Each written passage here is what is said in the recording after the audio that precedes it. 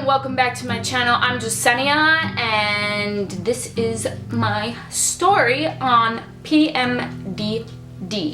And I'm sorry, this is going to be a very long video. Disclaimer, if you don't want to watch this video, it's going to be really long. You probably already see that it's really long. Disclaimer, I am not a doctor. This is just my experience. Yeah, TMI, if you don't want to talk about periods and female menstrual cycles or any of that sorts. So if you don't want to watch that, exit this video now. I'm warning you. But if you do want to watch this, let's get right to it. I wanted to share my story with you guys and what it is that I go through. The reason why I'm posting about this is to help others out there that are having the same issues or anything along the line that can help anybody with this type of situation. I found out last year that I do have PMDD. I did not know for years, and I mean like years. I've had this through my whole entire college experience, so that is 7 years right there. I found out last year because I just was doing research and I found the symptoms and I was like, oh my god, I have all these freaking symptoms. I have all of them. I went to the doctors and she confirmed that I do have all these symptoms.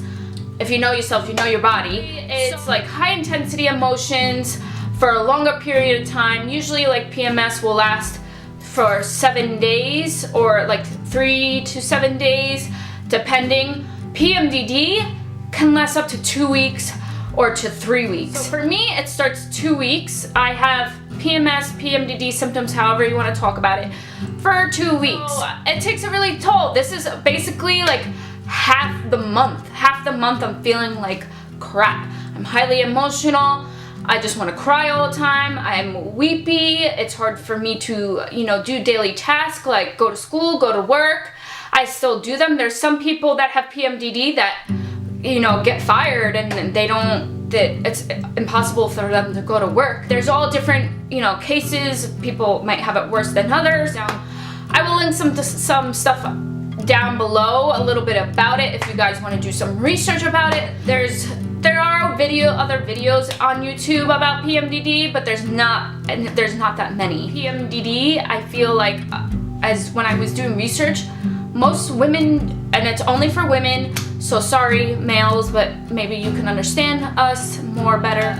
PMDD, most women don't even know they have it. I didn't know I had it for like 5 years. That's a really long time to not know what's going on with your body and, researching and thinking there's something wrong with you, and there's nothing wrong with you. It's just how your body works. That I went through like a really rough time for years, like what's wrong with me? Why can't I, deal with regular activities that adults can? Like why can't I, work full time? I currently only work 3 days a week, but that's also, I'm in a master's program for school. But I get like really overwhelmed really quickly, and especially if you're a highly sensitive person or an empath or an indigo child or crystal children, if you're like spiritual in that aspect, forget about it. It's like two things together on top of that. Like I'm very intuitive. I can feel other people's feelings. The best way I can explain it to you is that I feel like I'm on a constant roller coaster, up and down, up and down. The emotions affect you. It could affect your life. It could affect on the people that you attract in your life. Sometimes it gets like really bad.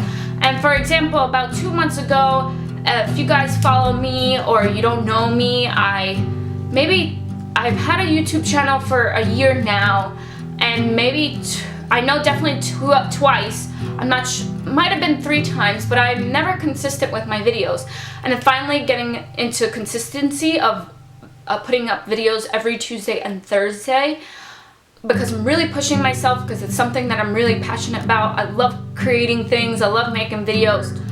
Twice for 1 month, I never filmed any YouTube videos. I was just so low and I didn't want to, put a video up there that I wasn't happy, that I wasn't, expressing myself, my true authentic self to you guys. But that is why I haven't been consistent, is because of the PMDD. Granted, I'm also in school full time and I have a business. I've always been like this. I've always gotten overwhelmed and it's too much. Like you want to isolate from the world. you eat the crappiest foods ever. I was actually gonna film this when I was really emotional, but I'm a very emotional person and very sentimental, so I didn't want to be crying the whole video, but I'm feeling better. You know, doing consistent things, I think, is a variety of things. I've always been in therapy since freshman year of college. So for 7 years, I have been on and off going to therapy. So I put myself back to therapy. I am not a doctor. I recommend you do your research. Disclaimer, like, do your own research. I am not a doctor. This is just my experience and this is what I do for myself. But I do think everyone should go to therapy. I think in our society, like, it's just something really healthy for other people to do. There's so much stuff going on in this world. But for me, I love going to therapy. I'm always in my head and it helps ground me a lot. Along with PMDD, it's very similar to manic depressive disorder. So I do, you know, go through phases of depression and I do have anxiety. There's all different types of anxiety. My anxiety is I worry a lot, and then if something is triggering me, like, I will freak out. Not to the extent where I would have a panic attack. I've had a few panic attacks in my life. Anyway, so I do have like a worry anxiety, and I'll just worry, and it just builds up, and I explode and start hysterical crying. It's very hard to have PMDD. It's very hard. Any mental illness is really, really hard to deal with. Anything is hard to deal with, whether it's cancer or anything. I'm not knocking anything. I'm a very compassionate person. I'm not knocking anything. There's people out there that have it better than you, and there's people that have worse than you, and you just have to find what is for you. And I believe that everything happens for a reason. And this is for me to help future people in the future. I'm in school for acupuncture. I'm a massage therapist, alternative medicine, and I'm really big into holistic health. I believe I'm going through this. Unfortunately, I hate it, stinks to suffer, but your pain makes you grow. And if I can just emphasize that, like, to my younger self, if I could have told myself that to my younger self, it would have helped so much. But I can't, so maybe I can help one of you guys. You know, your pain makes you grow. That doesn't mean to stay in your pain. Figure out what is going on. You know, go to therapy. I definitely believe my diet has an issue with it. I used to work in restaurants for 8 years, so you don't have a consistent routine of food. So I'm not like anorexic or anything, but I binge eat a lot of snacks and small meals during the day. And I know that's part of my issue, that my metabolism is like totally off. So I know my diet has an influence, and I know that things that have happened to me in the past are part of the situation, because anything that interrupts your menstrual cycle is definitely something, you know, related to your past, whether you were sexually abused or anything, verbally abused, any sorts of that, or were in toxic relationships. It's also hormonal. Starting a month ago, I started taking progesterone cream, and I didn't do my full research, and my therapist did recommend it to me, and that was like a no-go. I didn't have as much, you know, moody symptoms for when I was getting my period, but I did feel like I was going to pass out every day. Like, I was so tired. I didn't know what was going on. I felt like all I wanted to do was like literally faint or pass out. And then I found out the progesterone cream has a huge effect on your energy levels and can make you sleep. So I immediately got rid of that. I was on it for like maybe a month, and it's just this cream that you put like on your elbows and your abdomen or your inner thighs. Do not buy progesterone cream. I'm sorry if I insult anybody who uses progesterone cream, but it really had bad side effects. And there is progesterone in some types of foods. I'm not gonna go into the, you know, nutrition things about this. I will do a future, you know, period routine video where I'm more into like healthier things that I've, you know, changed in my routine for you guys. But this is basically just me telling you my story. I feel good, like I'm fatigued all the time, and then, you know, drained, and it really, really, really takes a toll on your life. You can't tell right now because I'm not showing you guys, but if you were to ask my boyfriend or anybody that like is close to me, like it's a really hard thing for me to deal with in my life. I'm working on it. Like, that is what you when something is going on, you need to like take action to help yourself. Not this month, it's September, August and July were like really bad months for me. Really bad and a really, really long time. PMDD, you're gonna wanna isolate. I didn't wanna talk to anybody. I didn't talk to my friends. I didn't talk to my family. Besides like posting things on social media for my business or for whatnot. But other than that, like, I just didn't want to deal with life at all. I was done with school. Like, it was just, I just got so overwhelmed, like, to your extreme. And I haven't really felt that way in a very, very long time. It comes in phases. I mean, in a sense, it was still a good thing because, again, your pain makes you grow. And I was just done. I'm done feeling this way. I want to change my routine. I stopped working out for a while. I stopped working out kind of like when we got Shiva, my dog. So in February, March, April, May, June, July. So I stopped working out for about 6 months, and I'm a person that I work out at least 3 times a week.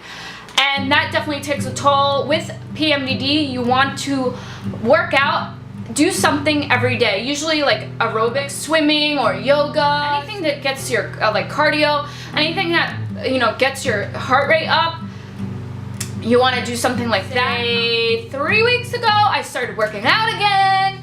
And the moment that I worked out again, especially because I'm a massage therapist and I have to keep up my stamina, I think that also took a toll on me. Like, it's just everything at once. School, work, the PMDD, and life itself.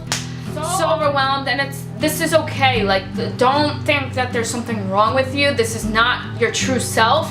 It's definitely not my true self. This is my true self right now. Hormonal and everything is just going on and whatnot. I started working out, so the key is definitely to like keep some sort of a routine. I still right now work out 3 days in a week just because of my work schedule and my business schedule. I do stretch at least 30 minutes also, so I would say like 4 times of the week, and I do like meditation and stuff. Once I move into my new apartment, I will, you know, change up my routine and find more time. I'm just not settled right now between moving. Like, working out is so key. It's so key for depression. It's so key for anxiety. It just gives you a lot of energy. And, you know, in Chinese medicine, I'm in school for acupuncture. When you're depressed, it relates to the organ, the liver organ, and the liver is all about the smooth flow of qi. So when you're depressed or like have anxiety is more your heart organ, but everything correlates. When you're depressed, your qi, your energy, it gets stuck. So when you exercise, you're moving the qi, you're getting things flowing. So as depressed as you are, or as low as you're feeling or sad, you know, obviously feel that, you know, like sit and feel with your feelings and be like, okay, I feel this way.